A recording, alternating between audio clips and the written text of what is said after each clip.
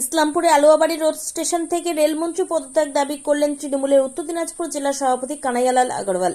রাঙ্গাপানির দুর্ঘটনাস্থল থেকে 13174 down Kanchenjunga express 6টি AC কামরা সহ মোট 15টি বগি নিয়ে ইসলামপুরের আলুয়াবাড়ি রোড স্টেশনে পৌঁছালো। স্টেশনে পৌঁছাতেই ট্রেনের যাত্রীদের মধ্যে ইসলামপুরের বিভিন্ন স্বেচ্ছাসেবী সংগঠন জল, বিস্কুট, কেক থেকে শুরু করে বিভিন্ন রান্না করা খাদ্য সামগ্রী বিতরণে এগিয়ে আসে। তবে ট্রেনের যাত্রীদের মধ্যে আতঙ্কের বাতাবরণ রয়েছে। আলুয়াবাড়ি রোড স্টেশনে পৌঁছানো কাঞ্চনজঙ্ঘা এক্সপ্রেস ট্রেনের অধিকাংশ যাত্রীরাই দুর্ঘটনার জন্য রেলকেই দায়ী করলেন। রেলের গাফিলতিতেই এই দুর্ঘটনা বলে যাত্রী থেকে শুরু করে কংগ্রেস, তৃণমূল, বিভিন্ন রাজনৈতিক নেতৃত্ব দাবি করেছেন। আলুয়াবাড়ি রোড স্টেশনে পৌঁছানো ট্রেনের চালক কিছু না জানালেও আলুয়াবাড়ি স্টেশন ম্যানেজার সুদীপ্ত কুণ্ডু জানিয়েছেন, ট্রেনের সমস্ত কিছু পরীক্ষা করার পর ট্রেন ছাড়া হবে। যাত্রীদের সুযোগ সুবিধার বিষয়টিও নজরে রাখা হয়েছে। প্রায় আধ ঘন্টা পর গাড়ি ছাড়া হবে। এদিকে দুর্ঘটনার খবর পেয়ে ইসলামপুর আলুয়াবাড়ি রোড স্টেশনে ইসলামপুর পৌরসভার পৌরপিতা তথা তৃণমূলের উত্তর দিনাজপুর জেলা সভাপতি কানাইলাল আগরওয়াল, যুব তৃণমূলের জেলা সভাপতি কৌশিক গুণ, তৃণমূল নেতা বিক্রম দাস, যুব তৃণমূল নেতা মোহাম্মদ বাবলু, জিৎ গাঙ্গুলি সহ বহু তৃণমূল নেতা ও কর্মীরা উপস্থিত ছিলেন। এছাড়াও মারোয়ারি যুব মঞ্চ, রেলের আরপিএফ, জিআরপি সহ বিভিন্ন সংস্থা যাত্রীদের বিভিন্ন পরিষেবা উপস্থিত ছিলেন। যে অটোমেটিক সিগন্যালিং সবগুলাই রেড হয়ে গেছিল, তো কাঞ্চনজঙ্ঘা এক্সপ্রেস দুটো রেড সিগন্যালের মাঝখানে দাঁড়িয়ে পড়েছে। তার পিছনে একটা গুডস ট্রেন, সে কিন্তু রেড সিগন্যালটাকেও ওভারলুক করে সোজা এসে কাঞ্চনজঙ্ঘা এক্সপ্রেসের যে পিছনে কম্পার্টমেন্ট আছে সেই কম্পার্টমেন্টে ঠুকে দিয়েছে। এর আগেও আমি নিজেই তখন উত্তরবঙ্গ এক্সপ্রেসে ছিলাম, যাত্রী ছিলাম। আমরা যখন সাঁইথিয়া থেকে বেরোলাম, আমাদের ট্রেনটা গিয়ে সামনে একটা লোকাল ট্রেন দাঁড়িয়েছিল প্যাসেঞ্জার ভর্তি। আমাদের ট্রেনের ইঞ্জিনটা গিয়ে সেই লোকাল ট্রেনের যে পিছনে বগি আছে সেটাতে ঠুকে দিল। ঠুকে আমাদের ট্রেনের ইঞ্জিনটা একদম ওই কম্পার্টমেন্টের উপরে উঠে গেল। একই মানে সিনারিও এখানে হয়েছে। এখানে যে গুডস ট্রেনের যে ইঞ্জিনটা আছে সেই জেনারেল কম্পার্টমেন্টের উপরে উঠে গেছে। পিছনের দিকে যে কম্পার্টমেন্ট থাকে, গার্ডসের পরে যে জেনারেল কম্পার্টমেন্ট থাকে, মানে কতজন মারা গেছে সকালে 5, পরে শুনলাম 15। তো সেটা একটা মৃত্যু হলেও খুব দুঃখজনক। এখানে আমরা আলুয়াবাড়ি স্টেশনে বসে আছি, আমাদের তৃণমূল কংগ্রেসের সব কর্মীরা এখানে আছেন, বিভিন্ন সংগঠন থেকে, মারোয়াড়ি গ্রামগঞ্জ থেকে আছেন, এখানে বিভিন্ন স্বেচ্ছাসেবী সংগঠন এখানে আছেন। আমাদেরকে স্টেশন মাস্টার থেকে একটা অনুরোধ করা হয়েছিল যে আপনারা একটা মেডিকেল টিমও নিয়ে আসবেন। তো আমাদের পৌরসভার মেডিকেল টিমও এখানে এসেছে। এখানে একজন, আমাকে যেটা বলা হলো যে একজন যিনি ইনজিওর্ড আছেন তিনি ট্রেনে আছেন কাঞ্চনজঙ্ঘা, ওনার এমনি ফার্স্ট এড ট্রিটমেন্টটা হয়ে গেছে। তো ওনাকে একটা দেখার ব্যাপার আছে, তো ডাক্তারবাবু সেটা ওনাকে দেখে নেবেন। না, উনি সোজা চলে যাবেন, উনি ট্রেনের মধ্যে আছেন। তিনি ইসলামপুরের বাসিন্দাকে যিনি আহত হয়েছেন? না, ইসলামপুর না, উনি যাচ্ছিলেন। আচ্ছা আচ্ছা, উনি এনজিপিতে রিলিফের কোনো ব্যবস্থা বা কিছু সব ব্যবস্থা এখানে, মানে আমরা জল থেকে স্বেচ্ছাসেবী সংগঠন যারা আছে বা রেলের পক্ষ থেকেও সব ব্যবস্থা করা হয়েছে। এখানে জল আছে, মারোয়াড়ি মঞ্চ যে জলও নিয়ে আসছে, এখানে বিস্কিটও নিয়ে আসছে। তো আমরা এখানে সবাই আছি। এখানে ট্রেনটার মেকানিক্যাল চেকিং রেলের তরফ থেকে যেটা হয়, ওখানে তো 3টা বগি, যে 3টা বগি অ্যাক্সিডেন্ট পড়েছিল সেই 3টা বগি কেটে দিয়ে ট্রেনটা চলে আসছে এখন আলুয়াবাড়ি স্টেশনে। এখানে ট্রেনটা মোটামুটি আধা ঘন্টা দাঁড়াবে। এখানে পুরো মেকানিক্যাল চেকিং রেল করবে, তারপরে আলুয়াবাড়ি স্টেশন থেকে কাঞ্চনজঙ্ঘা ছাড়বে। তো যে রেল কর্তৃপক্ষের সঙ্গে কথা বলে যেটা বুঝলাম যে আধা ঘন্টার মধ্যে মতো এই ট্রেন এখানে দাঁড়াবে। এখানে যারা স্বেচ্ছাসেবী সংগঠন যারা আছেন তারাও নিজেদের ওই জল দেওয়া, বিস্কিট দেওয়া যেটা ওনারা নিয়ে আসছেন সেটা প্যাসেঞ্জারদেরকে দেবেন ওনারা। এটা কর্তব্য। কিন্তু রেলকে এই জিনিসটা বারবার, এটা আমরা এখন তো অটোমেটিক সিগন্যালিং হয়ে গেছে, এখন তো আর এটা একটা ট্রেন সামনে দাঁড়িয়ে আছে, একটা ট্রেন পিছনে গিয়ে মেরে দিল, এটা হওয়ার কথা নয়।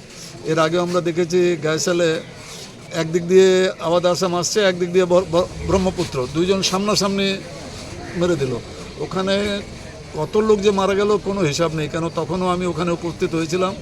এত ডেড বডি ওখানে, ওই সিনটা এখনও যদি মনে করি তার শিহরণ শরীরে ওঠে। আপনি কি মনে করছেন ট্রেনের কোনো হতে পারে না? সামনাসামনি তো দুটো ট্রেন কোনোদিনই আসতে পারে না।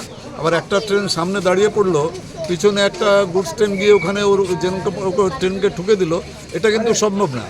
আসলে লোকো পাইলটরা যদি একটু অ্যালার্ট থাকতেন তাহলে আজকের এই ঘটনাটা, আমি বিশ্বাস করি কোনো গুডস ট্রেনের যিনি লোকো পাইলট আছেন তিনি অ্যালার্ট থাকলে এই ঘটনাটা ঘটার কোনো স্কোপ নেই। যখন রেড সিগন্যালিং হয়ে গেছে, অটোমেটিক সিগন্যালিংটা ফেল করেছে বলেই তো রেড সিগন্যালিং হয়েছে।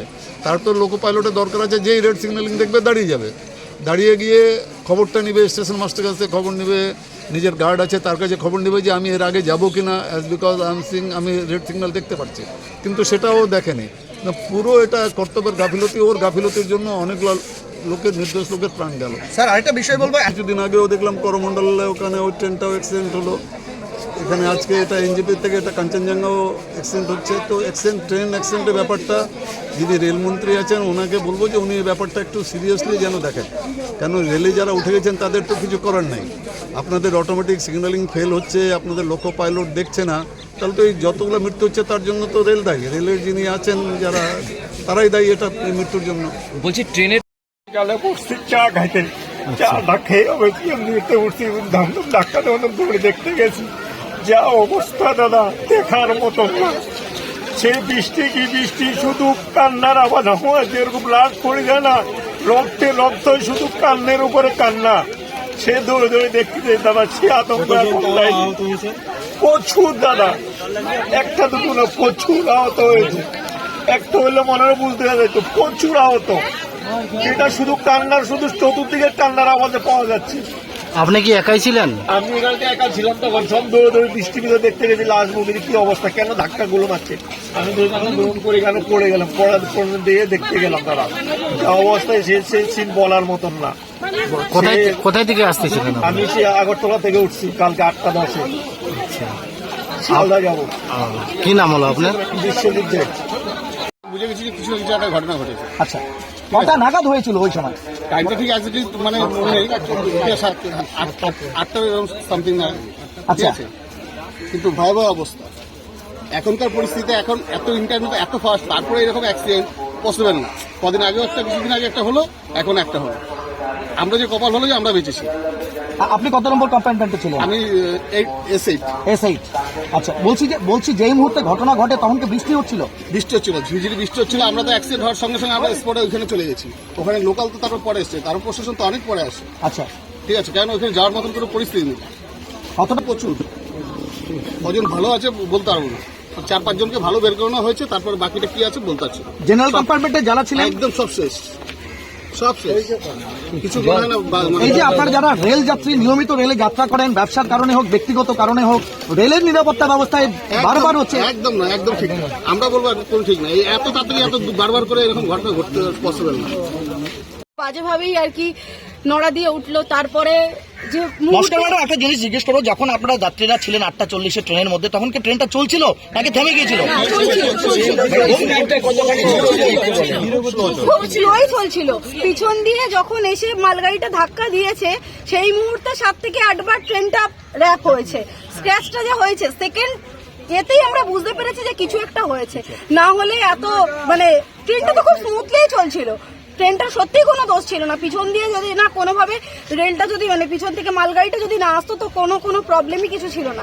ইঞ্জিনে দেখলেন দাও দাও করে আগুন জ্বলছে। হ্যাঁ, ইঞ্জিনে দাও দাও করে আগুন জ্বলছে, কারণ যেহেতু পিছন দিয়ে গাড়িটা এসছে, সে কোনো রকম সিগন্যাল, যতদূর আমরা শুনছি, সে কোনো রকম সিগন্যাল দেখতে পায়নি।